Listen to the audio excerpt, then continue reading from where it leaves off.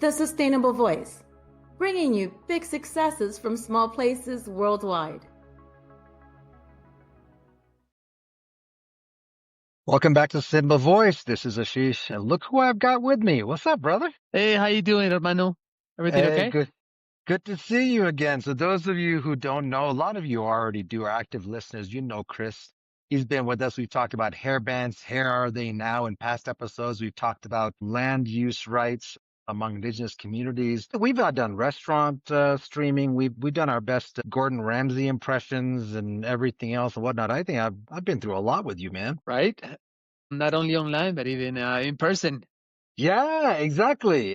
This is incredible. I mean, and you know what? And this is a really cool episode because we're both, well, you're actually home. I'm on location and I'm in Peru. And we were just together a few days ago as of this recording and had a pretty cool experience. We were going all over the place. And now I'm up in the north. I'm up in the Cordillera Blanca region, and you're home. So normally I'm home and you're the one who's out somewhere.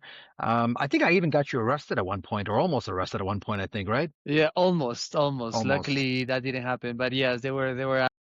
Yeah, no kidding. Yeah, so those of you who've been listening a while, you know that Chris and I have been some adventures. He's like a brother to me. You and I, we've been through some. You know what? I'm just gonna say we've been through some shit together.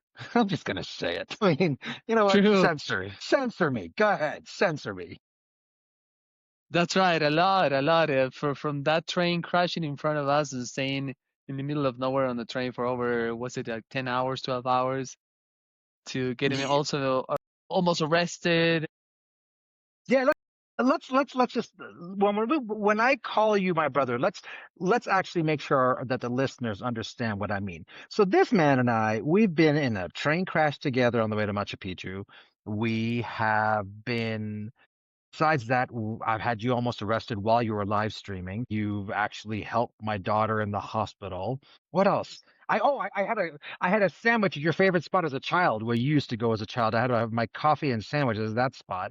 So there's also that too. I mean, let's not forget the fact that I took you to my favorite Italian restaurant in town, and the fact that we keep, every time we see each other, what do? We keep singing. I mean, you know, we're gonna close this episode with a song too, right? You know, we're gonna do that. That's just so you know. That's not that that's gonna happen. It's happening. It's happening. So today's episode is going to be really cool because it's something we've talked about in a while, for many times, but this is going to be one where it's kind of coming to a head. So we've done some episodes in the past on indigenous land, ancestral land, and we've talked about land conservation trusts, land use rights. We talked about the Alaska Native Corporation and with different guests. And Chris, you and I have talked specifically about land in Peru and how land is protected in Peru. So your family's been in this region for generations. You're Incan by descent.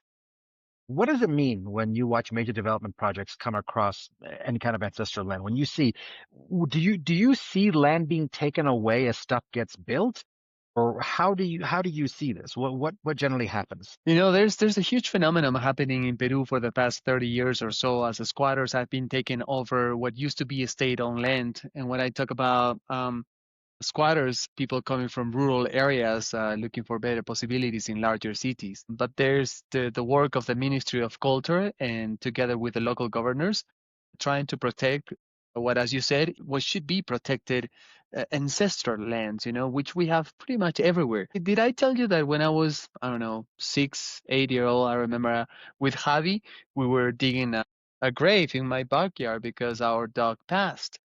And as we were doing so, with the help of one of my uncles, we found pottery, pre-Hispanic pottery, right in our backyard.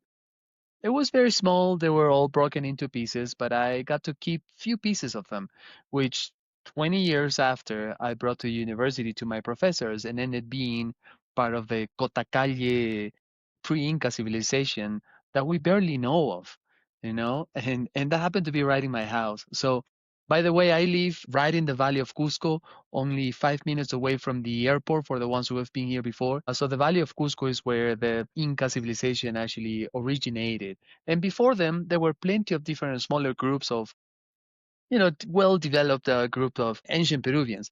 And to those we know only by the type of pottery. And I happened to find some in our property where we still live. So everything, everywhere you go in the surroundings, there will always be historical remains, archaeological remains. So people are very, very proud and in a way aware of what we have. But then the problem comes with so-called development. The need of the people, it brings them to the next level, which is taking over what used to be that state-owned land. And in many cases, sadly, you see people taking over these ancient sites. So we're still working really hard on trying the best process of protecting these lands. I mean, God, you found, pottery. I found silver coins in my backyard and maybe some fermented dog poop, but that's about it. God, I'd rather have found what you found. What I found, I was like, oh, look, I found prehistoric twigs. No, that's not twigs. It's got corn in it. Come on. Let's talk about this. I mean, so is there any kind of protection? Well, hang on. Before I go there. You and I actually saw squatters being removed while we were driving. When we were together a few days ago, we saw this. Let's talk about that for a second. Explain to our listeners. And by the way, just to say it, if you guys like what you're hearing, and I know you do because our listener base is growing, hit the subscribe button, hit that like button. Come on, you know you want to. Just go ahead and do it. Uh, so when it comes to this, let's talk about those squatters we saw because we were driving. All of a sudden we stopped, and all of a sudden we go and we see bulldozers, we see police officers, we see just it was like a takeover. So let's talk about where are these squatters coming from? How are they getting there and what's being done to get them off the land and what's happening to them once they're removed? Maybe that's the right question. Well, to begin with, by squatters, I mean not people necessarily taking over old abandoned buildings, but in this particular case, they're taking over, as I said, what used to be state-owned land. In the case of what we saw a few days ago, for the ones who know as that zigzagging road that takes you to Urubamba, the capital of the Sacred Valley, you may have seen very precarious constructions built along on a quite steep mountain, right? And we always get to talk about with our travelers here, but what we saw a few days ago, Ashish, was unique. I have never seen. I've read about it very few times. What was going on is that exactly as you said, there were bulldozers, there were hundreds of police. I was like, was this an accident? What happened? It was right on the road, and they were tearing down these precarious homes that are a few square meters, one small floor only, but very precarious place that they decided to build it. I mean, it's I always hesitate about the foundation and so on. Anyway, they're coming from rural areas looking for better possibilities of life in not only larger cities, but Urubamba, a place where tourism has developed hugely. Um, Why are they leaving those rural areas? What's causing them to leave? Is it because of a lack of income or what's causing that? I guess they all want to bring, as I said, better possibilities of a life or success for their kids. Maybe proper education. Not that they don't have access to where they come from, but we're talking about university degrees or more of a technical degree that they don't have access where they come from, or simply have a better income. And I understand it, but they are sadly pushed to do this because for them to purchase a land in the Sacred Valley is simply impossible, even for people in the city. It's nothing but a dream because of how expensive it is. So what we saw, Ashish, was actually the governors, I guess, there must have been some sort of dictation in order to remove them. And there were bulldozers were tearing down the constructions in front of the families. Now, what happened to them? What is going to happen to them? The relief is that I guarantee you that they do have a place to go, whether it's with family nearby, they're safe, or simply in their communities where they come from, in the rural areas. But if they have a job already, which is most likely the case, they're going to go through a harder time for now.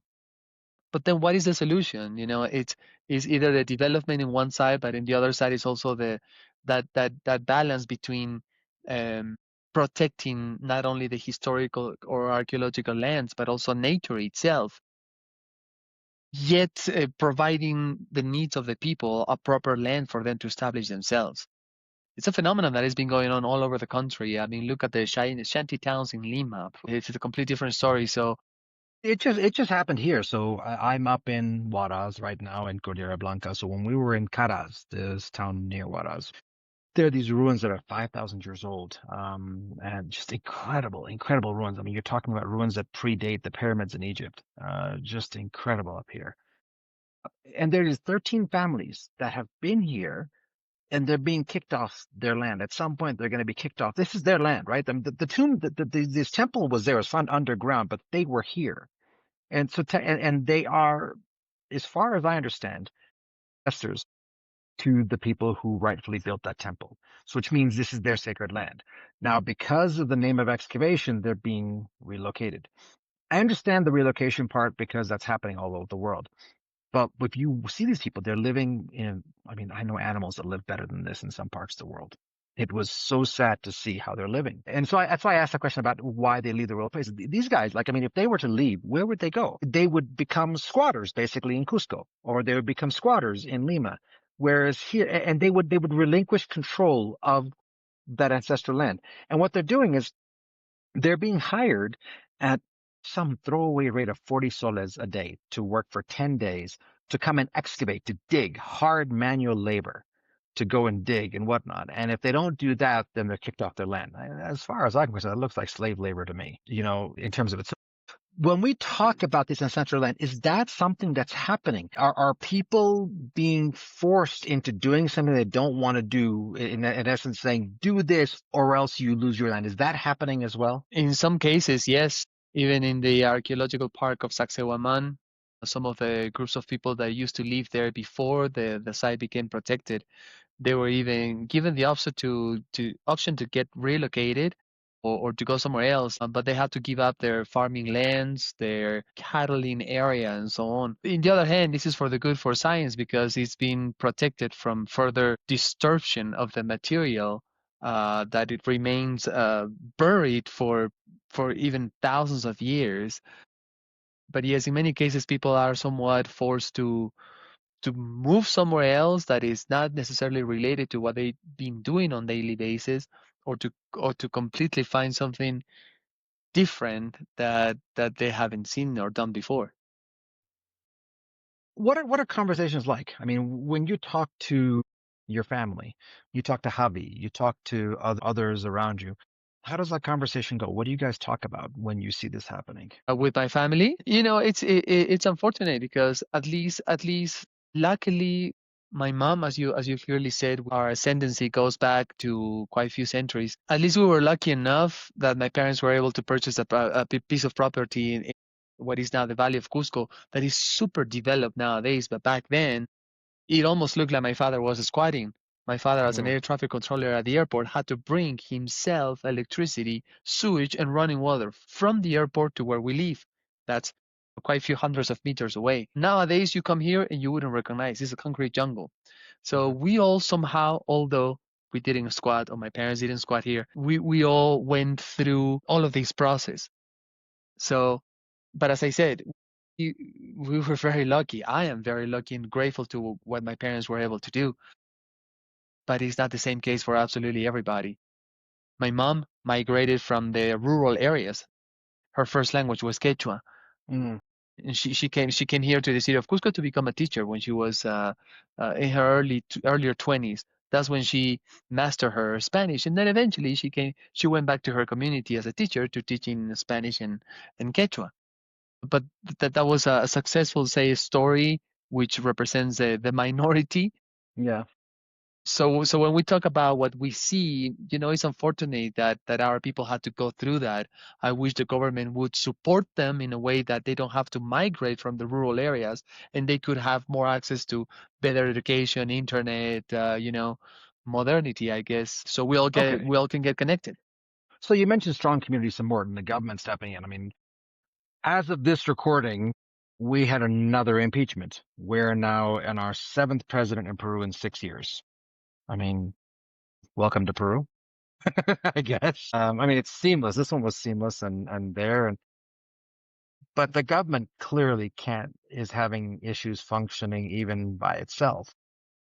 So if the Peruvian government was asked to support the communities, let's say you were, Vera for president. Let's say you were Yeah, I'm going on record right now and nominating you to be the eighth president in 6 years for the country of Peru. What do you think? What do you say? Well, I mean, if they could do it, you big could do it. changes, absolutely, but big, strong changes and a very powerful, strong hand is what the country needs, actually, not just That's you. That's blame, you. but You're gonna walk in I guess office and go, "Are you?" You're gonna walk in office and go, "Are you ready to rock?" let's get rocked. But, they would go after my family first because I wouldn't be part of the system. And as you know, everywhere in the world, that will be totally hard. Yes, asking the government, either the current or the past or whomever is coming, for a proper solution to what's going on in the country is what we say in Spanish, is asking a papaya. I mean, he's asking a mint to bring me a papaya. You see what I'm saying? To produce a papaya. So it's impossible. Asking a mint plant to bring a papaya. You know what? That didn't translate completely the way it should have. So go ahead and say it in Spanish. How does it translate in Spanish? Es como pedirle papayas a una planta de menta. So that A mint translates plant into is never going to produce a papaya. So it's that like trans asking something impossible to our governors. asking for water in an oasis. There we go. That There we translates go. to they. It translates to they stupid. How about that? Alice Cooper. Yes, say Yeah, stupid. By the going way, I'm down, sorry. yeah, We wish, going down in a blaze of glory. No. but there should also, though, be mentioned a good hero and legend recently passed this afternoon. That was Ace Frehley, the current, or Yeah, the actually a founder member of KISS. So this one goes to him. this one's for him. Absolutely. Well, Ace really took chances and created one of the most, I would say, the most important movements in rock history, right? Without Kiss, I don't know that we have much of an 80s rock era. They True. were, I mean, without Kiss, we don't have Gene Simmons, but I'm not sure if that's a good or a bad thing. Beyond that though, okay, so let's say you are in charge. Let's say President Vera, President Cristian. Let's talk about this. Yeah, you're smirking because you're actually thinking about it now too. I'll be the first one to vote for you, by the way. What are solutions? What solutions would you start off with? Give me a solution that you think would work. You know, what would you like to see done? We have enough listeners here that, you know what, and I challenge all of our listeners, we have a huge listening base. Wow. If you hear what Chris is saying and it makes sense to you, please raise your voice, raise your hand, say something to your government, say something to your municipality, say something to somebody in charge. Because as long as I've known my brother, he's had some of the best ideas. So I turn it over to you. What's a solution that you could have here? I think basically, just like many other countries, the three pillars of a proper society, good health, education, so equal opportunities for everybody in education, and um, security, which in the past year or two, there's a huge lack of security, sadly, in cities like Lima and the northern coast of Peru. Um, But then how to get control of that? It's really hard. Now, going back to where you were talking about how do we mm, uh, um, how do we take care How of do the lands how do we and get so on? papaya from a mint? You know, I think it's a matter of education, which therefore will bring also awareness to the people whom, as you know, we're super proud of who we are, where we Yes. come from. But there's a lack of awareness and, to fully understand what's going on. And I think that's a lack of education. So now education, you cannot have a fully educated kid if your health and your nutrition is under control, which is to be the base of it all. And how would you feel comfortable by sending your kid to school on his own if it's insecure for him to walk on himself the next 2 blocks away from home on the way to school? My nephews, my niece haven't gone to a school on their own yet. We have a private car that pick up a bunch of kids around the area and takes them to school, leave it at the door, and then come back home. At that age, I would already go to the mini market 2 or 3 blocks away from home, purchase goods for the things. My mom would give me a list of things to do, to buy, to purchase, to bring, and I was safe.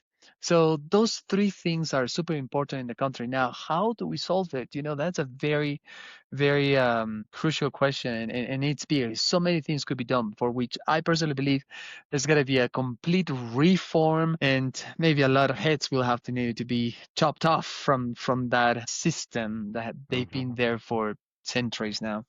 Mm-hmm. So that's why I say if I ever become the president, I don't know, they'll go after my family first in order not to allow me come up with those Well, you can reforms. make your beautiful wife the vice president, make your parents the ministers, make your brother the minister of another another part of your cabinet. You can make them all part of your cabinet. You'd be secure. It'd be great. As long as I get to be the ambassador. Just please let me be the ambassador. I want to be the one passing your message. I want to be the one that shows up. And when another country says, well, Peru, we want you to do this, I just want to be the one to go, no. Why? Because President Vera said so. I- You know, or I just want to walk into a congressional building somewhere in the world and basically say, you want this? Oh, yeah? Well, guess what? Before you get this, you're going to have to kickstart my heart. so yeah, as a part of that health system, we need a Dr. Feelgood. Oh, there it is. There it is. We're going a slippery slope right now. It's slippery when wet, brother. All right, let's let's talk about, and we give politics a bad name, or maybe a good name. They give politics a bad name. We give it a good name. Okay, let's talk about this. You mentioned your nieces and nephews. Okay, how do they feel about this? You've obviously talked to them about this, so they see what's happening around them, or it comes up in conversations with in your family. How does that conversation go? I mean, do you look at the next Eh, generation and go, "Oops, we messed up. Sorry. Good luck." I know, I know. That's actually why the main reason why a lot of kids are even already at a young age thinking about migrating somewhere else. Get some sort of education and so on, because they simply, although they could have the possibilities here, they simply look at, I just simply don't feel like I belong here anymore. But in the Wow. case of my niece and nephews, we simply just try to tell them what's the right thing. We were in one of the most corrupted countries in Peru. I mean, in South America, Hispanic America, where corruption has gotten almost every single level of our society, Hmm. where it's part of the daily basis. You want to get a job? Well, how much are you gonna give to that guy and that other guy so you can maybe secure that position? You see what I'm saying? What the matter for our nephews and nieces to go to university for 6, 8 years and get a degree and get a PhD and so on? So whenever they go try to find a job, all it takes is to know the right person to get the position. Yeah. And if you see our Congress, if you see our governors, that's exactly the way it is. There's this guy. I won't say his name, but he's a candidate. He's from the north and he owns universities in Peru. The guy, I guess, is very clever for business, but he can barely put few words together in order to make himself understood. And He he's been the can't. He governor of can't. his region. He's been the mayor, and now he wants to become the president simply because it's the last thing he wants to do before he dies. So, Wow. you see, and of course, he didn't get his degree. I'm sorry if you listen to me, but I truly I hope hesitate. he is He's got his listening. degree. You know what? I hope he is listening because if he is, I want him to come on the show. I want him to come on the show so we can tell him to his face, look, congratulations on all your success. Can you please learn how to talk first? And I'm not talking You won't about understand what English or he wants to this. say. Yeah, I mean, look, I'm a firm believer. I raise my kids this way as well, that if we're going to open our mouth and say something, if we're going to contribute in some sort of vocal way to society, it can't be verbal diarrhea. It needs to be actually it's got to be a concise sentence, a lucid thought, and something that actually makes the person around you better. I remember the scene from Happy was no Billy Madison with Adam Sandler, right? Where he's up on stage talking about the Industrial Revolution. And what does the host say? That is completely wrong. We're all a little bit dumber now for having heard you. You don't want to listen to a person like that. And I think, when we look at this, we're talking about this, and you're saying younger generations, I was going to ask you if they view it differently than their elders, but they do, because they're not willing to fight for it. They're like, screw this, we're leaving. And part of it is because they look at the leaders and go, this is who's supposed to tell us what to do. Like this is who is in charge of my fate as a citizen of this country. Peace. I'm out. Deuces. Like Exactly. Do that. they really represent me?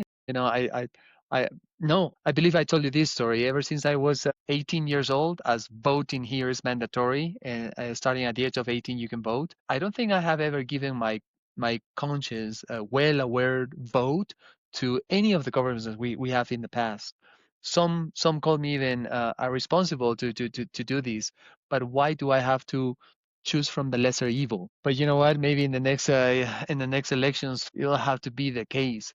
But Come on, I I'm just in, never I'm wanted in, to I'm support in, I'm anybody. in, I'm in. If you're running, I'm in. I will come down and I will run your campaign. I'm in. I am not a criminal.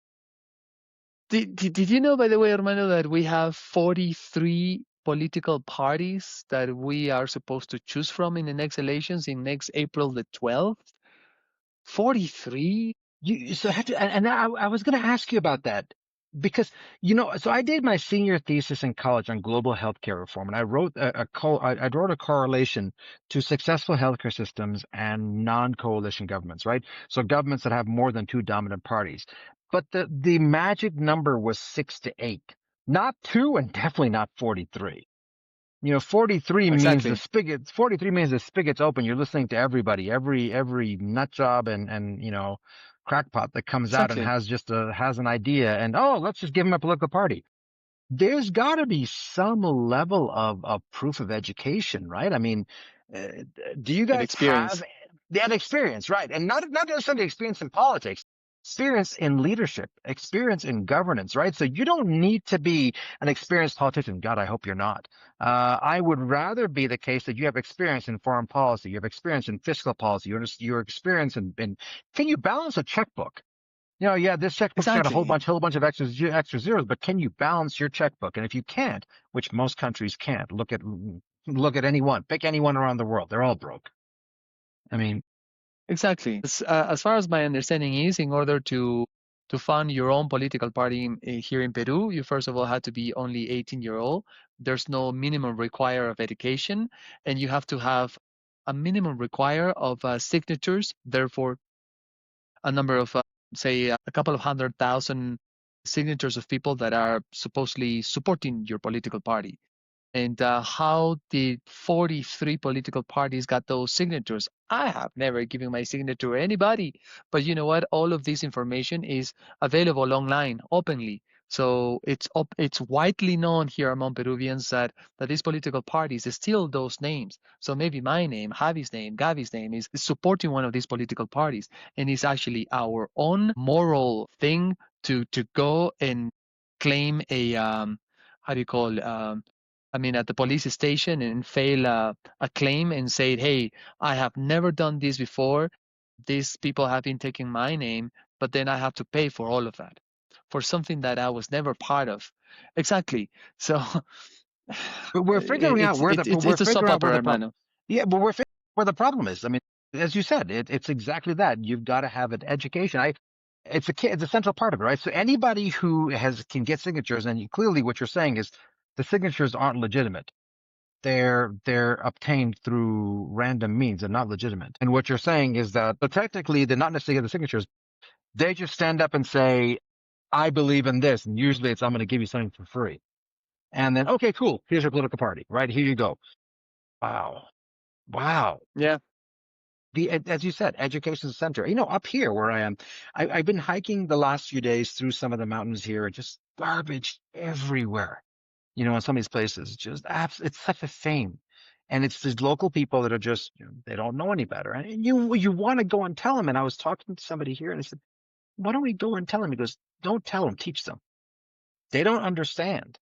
You have to teach them. There's a lack of education. And I understood it when you were saying it, but when I saw it firsthand, it was, again, I've seen it in third world countries in Africa where I grew up and whatnot. I've seen it in all the different places I've visited. I see it firsthand, but my gosh, like this is on a different level.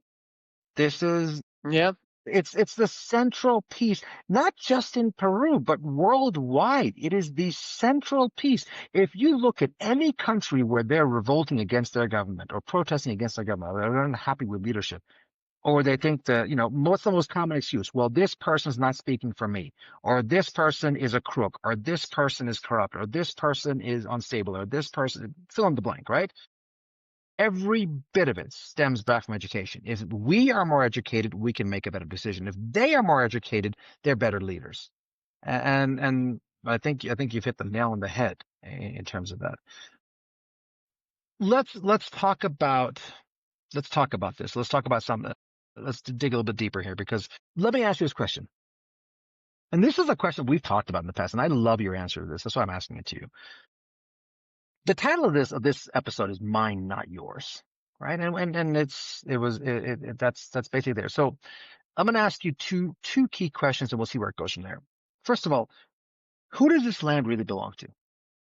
The land that's taken over, who does it really belong to? Like, for example, if you talk about land that's part of your ancestry, who does it belong to? And I know it's a difficult question. In the case of Peru, it belongs to the state of Peru, right? Al Estado peruano. Therefore, it belongs to every single Peruvian. But it doesn't mean that I, as a Peruvian, have the right to do whatever I want in that piece of land. So it's mine, but it's not mine at the same time. You see what I'm saying? It belongs to the state of Peru. When we go back in history, go back to the time of the Incas, go back to where I am right now, go back 5,000 years, right? Go back, to the beginning. Who'd the land belong to then? This is an interesting question. I think more than belonged, I think our ancestry felt like part of it, which is a different twist of thinking. Therefore, in our own religion, we worship Mother Earth, we worship the mountains, we worship the sun, because they make things for us. Therefore, we are part of it. We don't belong to, or we don't own it. We are part of it, and we adapt, and our ancestors incorporated themselves to it. So, does that make sense? Yeah, and you know what? Everybody who is listening right now, if you didn't believe that this man was smarter than all get out, there's your answer. There's your proof right there. There it is right there. You know what? I have asked that question on probably 10 different episodes. We talked about it briefly, but 10 different episodes, and I've got some great answers. But this is the first time I have heard that perspective, and you know what? That's the one I agree with the most. Probably why we're brothers. That's the one I agree with the most, honestly. Because it doesn't belong to anybody. You're part of it. It's not a matter of belonging. It's not a possession. It's fabric of who you are. And if you are a farmer, so what you're saying is, if you're a farmer, you're going to have dirt under your nails. You're going to have calluses in your hands, because that's who you are. If you are living in suburbia and you're living in neighborhoods in suburbia, you're going to be clean dressed. Your nails are going to be trim and proper. But that still is, land is part of you. Your grass is going to be, manicured properly and whatnot. You won't have a hair out of place. That's still part of you. If you live in rural parts and you're basically, again, not seeing the squatters, but let's say you are. Even if you are a squatter and that land is filthy, it still represents you. We've done this podcast now for years. That's the most solid answer I've heard. All right, you know what? If you're not running for president, I'm going to get your wife to cause you to run. I'm going to come down there and force you. And you know what? If you don't run for president of Peru, then pick a country. Just go and run for president of any country you want to go to. I'll go with you. Like that's the answer. Honestly speaking, that's the best answer I've heard. It's not mine. It's not yours. It's everybody's, but it's not a possession. We're part of it, and we get to choose how much of it we want to make part of us, right? So if you don't want the land, you don't want to be part of it, then you can't complain that the land's not yours. And if you want to make part of it and you want to be part of the land, then you have a justifiable reason, but that comes back to education. So, all right. So the second part of that is the economic opportunity of preserving what's been there for generations, right? So is there a sense of, we talked about tourism. You and I work in tourism, and there's this constant expansion, right? So right now, for example, in Tanzania, for example, there is such a massive, just an imbalance occurring because the pastoral Maasai around the Ngorongoro Crater are losing their land again. They're being kicked off their land in the name of expansion again. In the case of Peru, you were saying earlier that there is expansion happening everywhere in the face of tourism, right? And it's not always the right thing to do. But how do you find that balance? What's the balance where, yes, I mean, we talked about earlier, right? You and I were talking about this jobs report in terms of how many jobs come from one trip to Peru and breaking it down by communities and transport and hotels. And you said to me, you should tell the people of Cusco this because they don't think we all live on tourism. And that's exactly right. But how do you find that balance between providing what puts food on the table and protecting what's been there before? Luckily for the numbers that we have, please correct me if I'm wrong, but I remember we didn't even get quite to 6 million visitors in 2019 visiting Peru, while Spain and France were getting over 65 up to 81 million visitors a year. So we're a baby. In Spanish, we say, aún usamos pañales. We're still wearing diapers in this type of matter. Various of our travelers actually in the past weeks they have asked me, Chris, have you gotten to the point that the locals don't can't stand the visitors anymore, the tourists?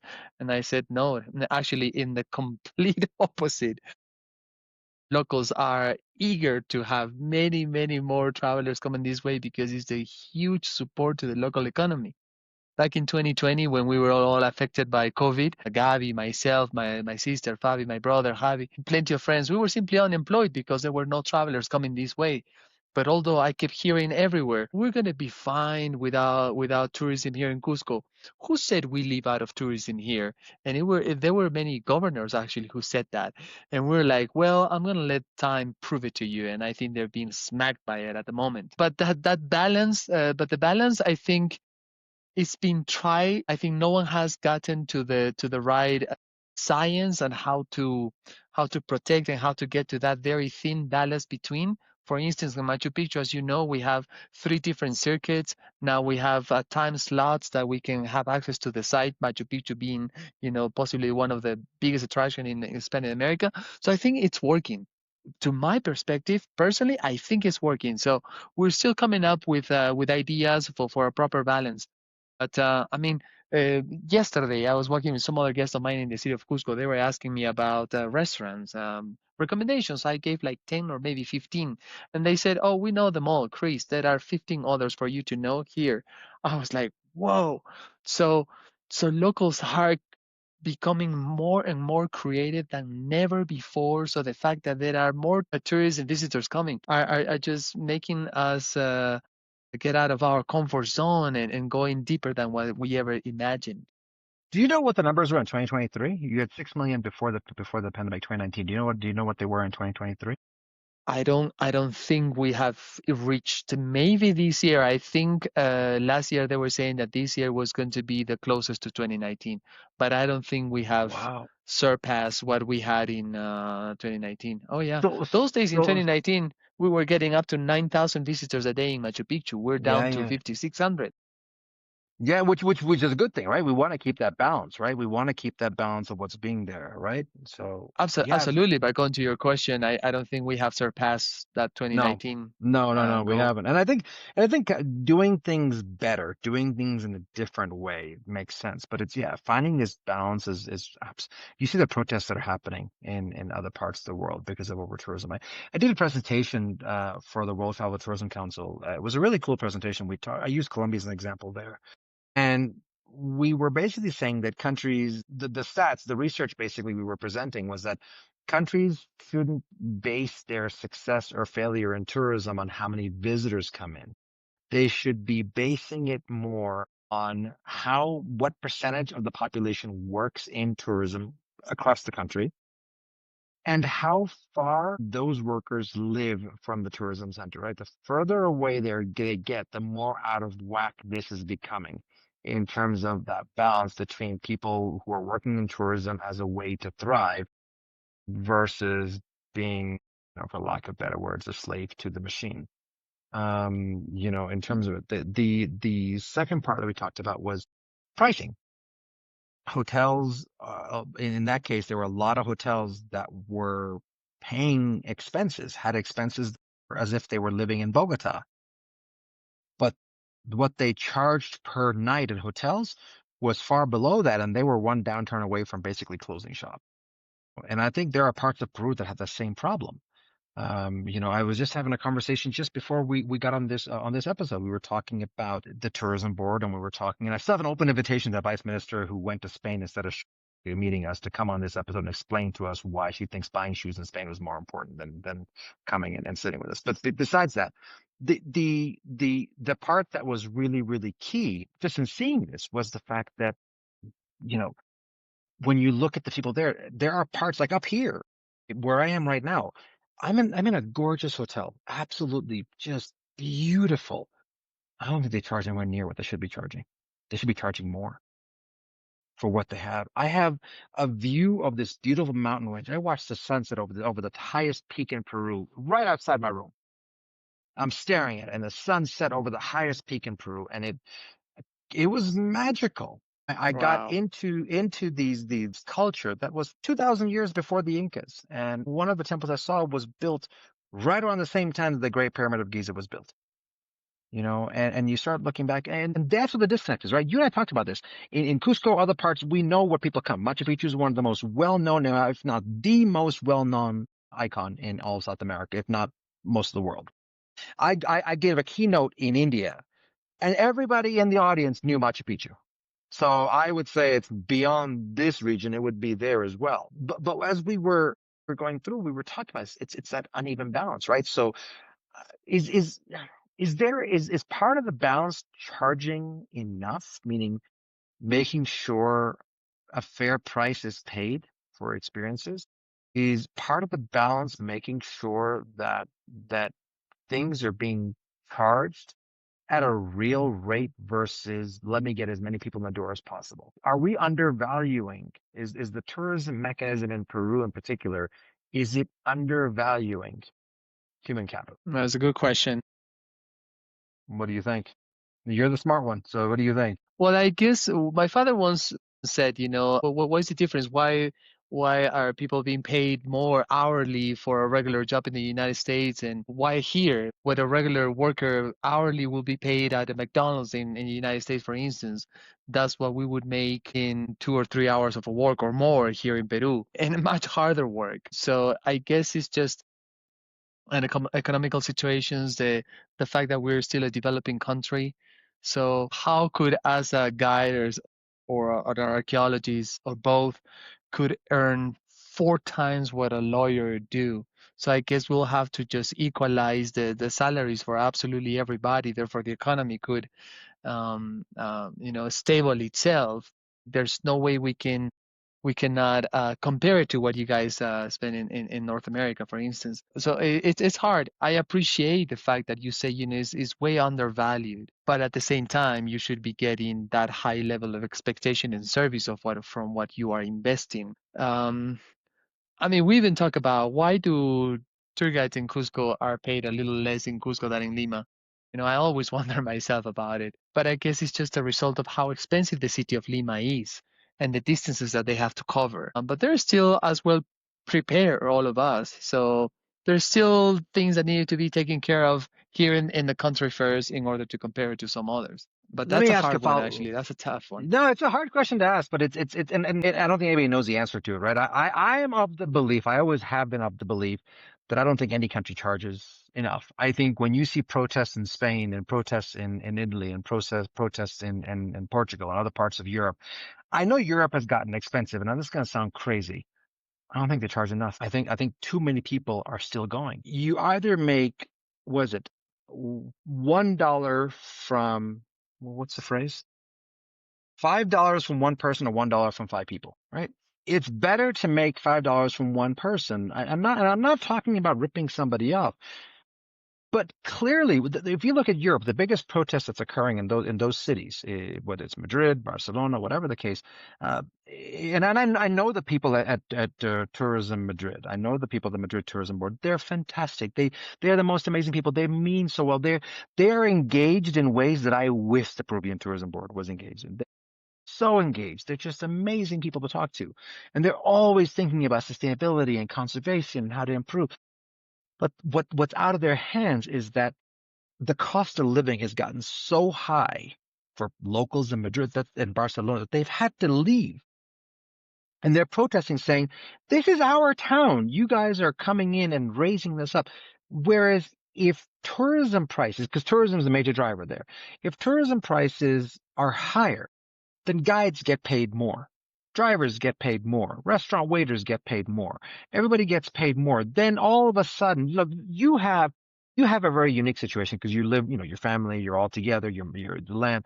Not everybody's that lucky. Not everybody's that fortunate, right? You and I both know guides that are there. Look, the same argument can be made for teachers as well, right? The education part as well. The same argument can be made there. But I'm a firm believer in this, that I think that if a country should measure what percentage of the population works in tourism and how far they live from the tourism centers. If they're living close to the tourism centers, then they're loving what they do. I know you love what you do, but they love what they do, right? If they're living further away, then it's just a job for them at that point. And that's where this becomes a problem in terms of it. So, okay. So let's go ahead. I still can't understand how is it that, correct me if I'm wrong, but national parks across the United States are fairly accessible.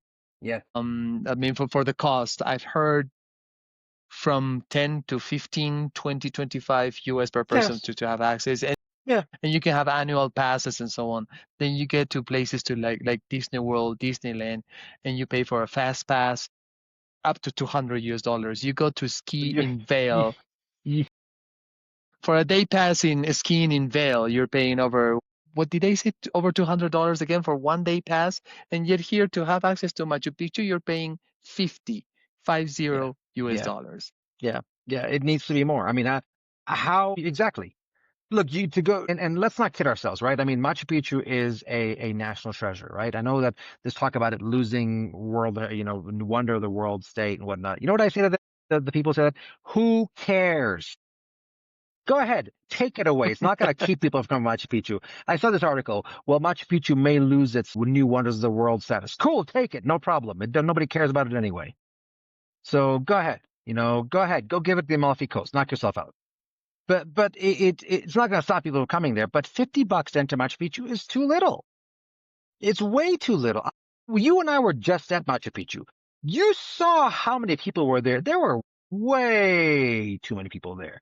The line for the bus was almost 2 hours. The line to get in, waiting there. Then you had people showing up that didn't have a ticket, that you can buy a train ticket to go up to Aguas Calientes, but you don't need to have a permit to enter Machu Picchu. You get the permit to come in, but then you're walking around. You have these guys, the rangers who are there. They're very nice people. But how much do you think they get paid, a ranger at Machu Picchu? Just off the top of your head. How much do you think? Just guess. How much do you think they get paid? So 1,000 soles, maybe 2,500 soles, which is going to be what, 800 US for a month, which is actually really a pretty decent. But they're working for the government, so they have benefits. I may be wrong, maybe a little less. So say 2,000 soles. So that's for $700 for US the dollars for the month, and they're working 6 days a week, and they're working over 10 hours a day. So let's think about this. The families I was talking to you about that are at that are being displaced off of their land here, right? So they work to excavate this thing. How much they get paid? 40 soles a day. 40. Oh, yeah. So 40 soles a day. That's basically, what is that? 200 soles a week. Is that about right? Is my math right? Yeah. That is nothing. That is nothing. Yeah. Then you get to basically, so you're at 800, maybe 1,000 soles for the month is what you're getting, and you only work 10 days out of the year. By the way, the rest of the time of the year you don't have any. There's no job. Nobody will hire you because you basically look like an untouchable. You look like you're the lowest of the lowest. So even though they're not, like I told you, and I know animals that look better than this, and I was in tears when I saw this. I was shocked. And the Italian mission was stepping in to help 10 days. And I'm like, wait, let me get this straight. So nobody in Peru is going to help, but the Italian mission is going to come and help for 13 families. Really? And I think so all the more reason. So if we're able to charge more for tourism, then the balance comes back and the land gets protected. If we're able to do that, then education becomes more accessible. Then that starts from there. Then if education becomes more accessible, then all of a sudden local ministers start seeing that, what, perhaps we can start promoting other parts like where I am right now. We can start promoting these parts of Peru because they represent something really, really important. And they represent a window back in time. It's a snowball. Let's close with this because you and I can go on the bus for hours. When you take travelers through Peru, what do you hope they take away? I already know the answer to this, but I love how you say it. But what do you want them to do? What do you want them to take away from their time with you? Besides knowing every single song from Rap and Bon Jovi, besides that, what do you want them to take away? Just a piece of us, so they can be the ambassadors, whatever they come from. But basically, just a better understanding of who we really are. That it's not all about Machu Picchu. That there's more than Machu Picchu in Peru. For the ones who don't know, we have more than 31,000 archaeological remains in the country only, and barely few of them have been properly excavated and researched or are at the moment. So besides Machu Picchu, there's much more. Besides Cusco, there are many more places like Huaraz, the Peruvian Patagonia, where Ashish is right now, where there's so much potential for you all to enjoy not only nature, but culture, the history, and so on. And then you have the third largest country in South America, which is Peru, that has so much to offer. So what I often ask or like my guests, my clients to take away is a part of to know the real deep Peru, so they can take home, so they can come back and explore more of what we have. Yeah, awesome. Last question. That's the challenge for listeners.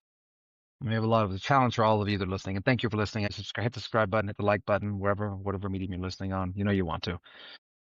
Next time, I'm talking to our listeners. Next time you all travel, and you're asking your guide about the changes that are happening in the country. What do you want them to do? What would you tell them when they ask that? What do you want them to ask you when they're coming? What do you want them to know about what's happening in Peru when it comes to this? And I'm asking some tough questions. Listen, I got to prep you for running for president. I got to prep you for these debates. We have a saying in our language called dudpak. Dudpak basically means S for brains. Oh, or I'll just say shit for brains. I need to get you ready for your debates. You can school these people because you're going to school them inside and out. So, by the way, all of our listeners, in about a year, you're going to hear Chris running for president or running for office. It started here. Here, just remember, this is the podcast with this entire movement started. All right, sorry, Chris, go ahead. What do you want them to ask you? That's a tough one. There's so many things I would like them all to know and to take from Peru. I guess what am I doing? What is my family doing? What is the community that I belong to doing for a possible change in our society, in the town, in the little sites that we've been seeing? I think I will like them to ask me that, because that will be a way for me to try to spread the word that we could have easily leave our country a long time ago, Ashish, and I spent some time in the US, but I think heart is where the heart is, and there's no way I can change my country for nothing else in the world, and we're here to do whatever it takes, do things right, step by step, brick by brick, but hopefully eventually make a better world for our kids. I love it. I love it. I love it. And those who don't understand what that means, I have one thing to say to you. Shot through the heart, and you're too blessed. All right, sorry, God. Darling, you give love. A bad name. So this is Everybody, just know that every rose has its thorn. oh, there it is, brother. There it is. There it is. There it is. This is awesome, man. It's so good to talk to you. I loved spending time with you this past week. I loved exploring Peru with you. As I do every year with you. I love this country, and it's not sad to see what happens. It's frustrating because it's not just in Peru, right? Before anybody basically says, "Hey, you know what? This is a Peru." It's not a Peruvian issue. It's an Ecuadorian issue. It's a Kenyan issue. It's an Egyptian issue. It's a South African issue. It's an Indian issue. Every country has this problem. Every country. I'm just simply opening the conversation with the person that I trust the most to answer it the right way. And you see why I trust this man, with the right answers. So that's awesome. Well, till next time. It's been good talking to you. It's been absolutely amazing in terms of it, just talking to you and whatnot. So to all of our listeners, again, if you Likewise, like what, Hernan.